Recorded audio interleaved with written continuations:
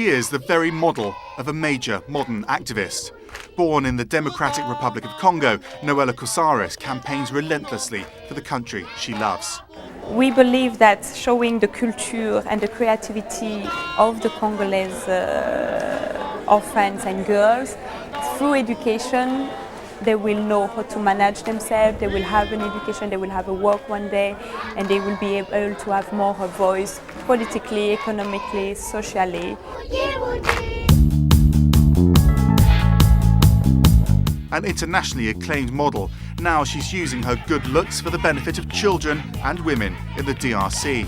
I think it's very important that people have education to stay in the country, to make progress to make the country progress. Because if everybody lives out of education, the country will stay at the same stage. This week on African Voices, we meet a woman determined to make a difference.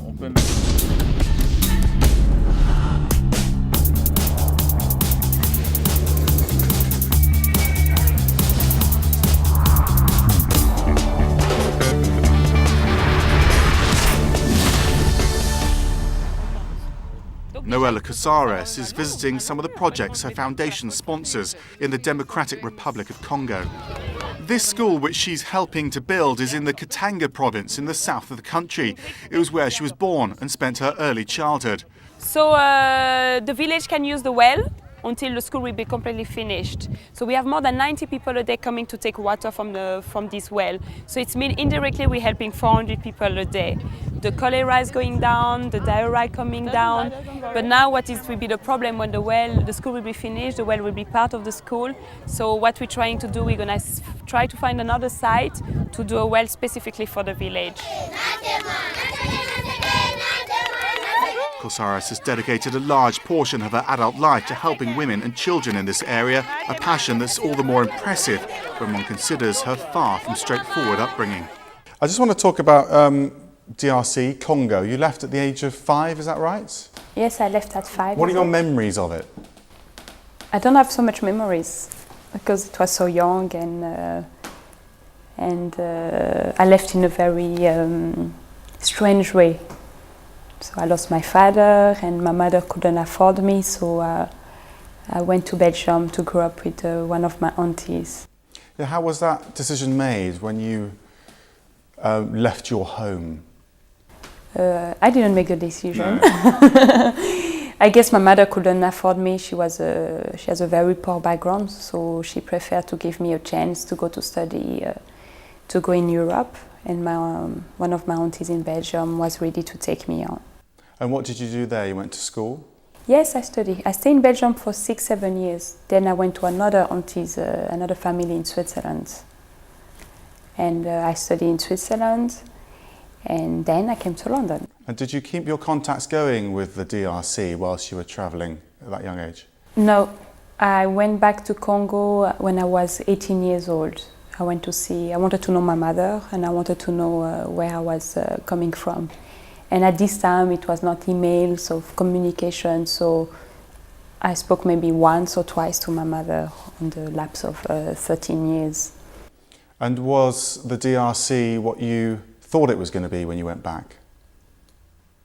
I went without really thinking what I would have expected. I wanted to know first. I've always been curious about where I was coming from, but my main concern was to know my mother, to meet back, to see the person who gave birth to me. Yeah, and did that help your relationship with her? Is that something that you're pleased you did? No, it's very good because first of all it was to find back my mother and it was to know where I'm from. And I did kind of research who was the friends of my father, who was my friends when I was small. It was very hard at the beginning with my mother because she was like a stranger to me. I left at 5, coming back at 18 years old. So you knew where to find her, and you went to find her. You went back to her house, and yes. What happened? And when I see her, first of all, they make a mistake. They thought I was arriving the day before or 2 days ago. So they went every day at the airport, but not the night where I arrived. So I arrived there. It was like 9-10 p.m. in the evening. Didn't know nothing, and nobody was at the airport. So I have like a panic. And I just went to the center and I took a taxi and I arrived there. I said, I'm looking for this name my mother, and they called first my cousin, and after they called, they end up finding where my mother was. And it was not taxi like here, it was, I had to trust somebody that say, okay, I'm bringing you to the center. So it was an adventure. But so when I was seeing my mother, she smiled the same way as me. I think I have a lot of her expression. She looked as you expected? Yes. But so we're building bit by bit a relationship. And since this age, even before I went to Congo, every time I did small jobs, I always look after her, send her money back home. Do you understand her reasons for sending you off?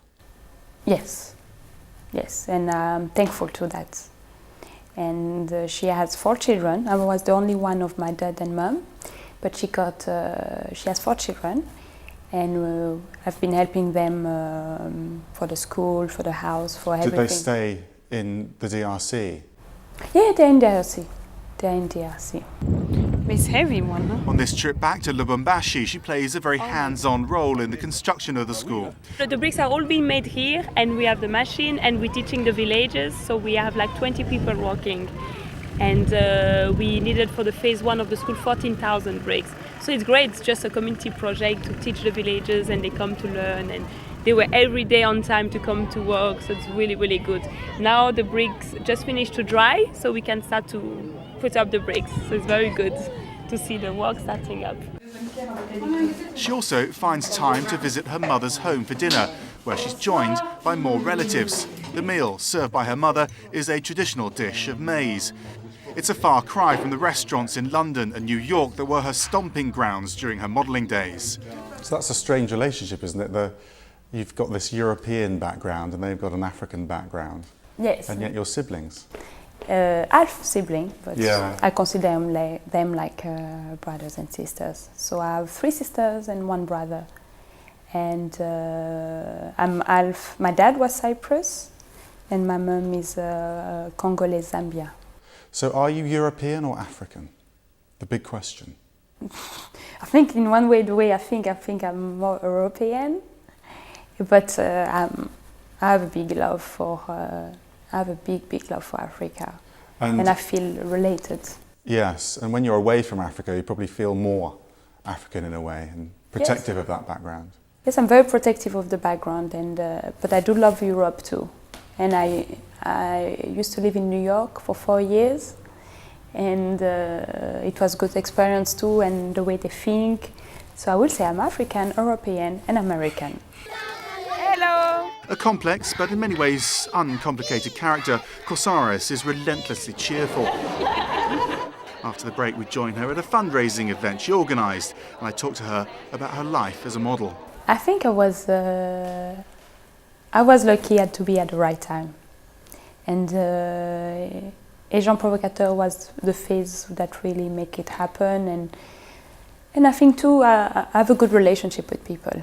I think I've been very lucky to have regular clients that always been booking me, even until now. So that was the key, so relationship with clients and with the agencies.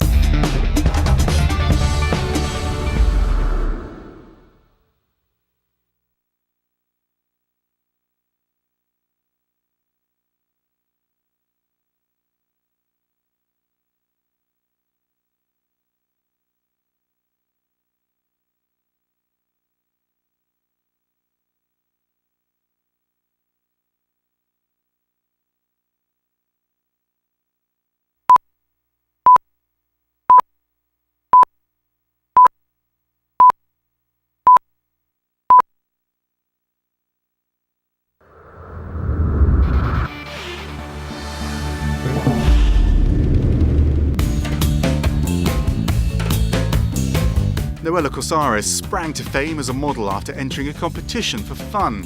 She was soon snapped up, and her image appeared on billboards and magazines around the world. Now she spends less time in front of the camera and more time campaigning. But she still uses her old skills when necessary. We join her at a fundraising event she organised at a friend's loft apartment in London. We met in New York and she said she would like to come to follow the work we're doing in Congo and everything. I say, okay, you know, we have a lot of people say, I want to come, but she say, hey, I booked my ticket. I say, cool, I'm waiting for you to come. So she came to Congo, we went, we stayed 10 days and we did everyday different things. Go to see children accused of witchcraft. We went to give donation of health in a little maternity for Tuka, where the woman were giving birth on a completely rotten door. And 2 years ago, I went to see this maternity, and I always have in my mind, I took pictures and I promised them one day I will come back. And we came. Videos of it. She showed photos. And I showed pictures to a lot of people. I say, I would like really, we help this maternity. And they're giving birth with the candles. And we went with Fatima on a private project, and we went there, we went to donate some mattress, medicine, and everything they needed. Tonight we have a fashion show. It's to raise funds for the construction of the school that we're doing in Congo, in Kalibuka village. And very grateful that all the team tonight are working as volunteers. We have Michael, Natasha, all the team, makeup, hair, a lot of models. And all the clothes has been done by the orphans that we're sponsoring in Congo. So it's been a lot of work, but really good. And we hope we will raise enough funds. But most important is to create awareness and to showcase that we have a lot of culture and lots of talents over there. This is one of the many events she's put on around the world, but her excitement and enthusiasm is clear for all to see. Kalibuka is a very, very special village because it's where I'm from, and the village wanted so much the school. So we say, okay, let's do there. We have a huge support of local NGOs, the local governments, the village, and a lot of volunteers. All the foundation work purely on the volunteer. We only pay local people. And tonight is very special. We will have African music, some kind of African dishes, and we're expecting 140 to 150 guests. We believe that showing the culture and the creativity of the Congolese orphans and girls through education, they will know how to manage themselves, they will have an education, they will have a work one day, and they will be able to have more of a voice politically, economically, socially. Talking over, it's time for the show to begin.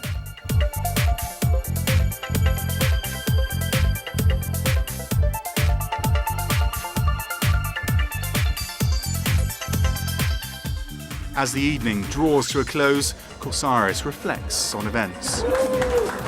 We're very happy with the attendance. We got more than 140 people, so that's really good. And the food, everything everybody liked, the smooth. And to see the clothes on the hangers, first of all, to see the clothes that we received them in a package, and to see them now on the girls and on the show was really fantastic feeling.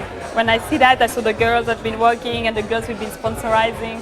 It's a very, very touching moment, and I'm looking forward to send them the pictures that they can see that what they did. We've been showing kids there and even the footage on the television. We're gonna do a big celebration in the village. Bye bye, thank you so much. Coursaris has a business degree